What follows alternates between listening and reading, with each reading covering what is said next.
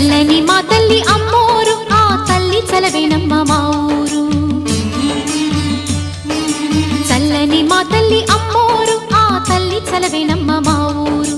గోదారి పారేది గుడిగంట గొంతెత్తి పాడేది, గోదారి పారేది గుడిగంట గొంతెత్తి పాడేది. ధాన్యం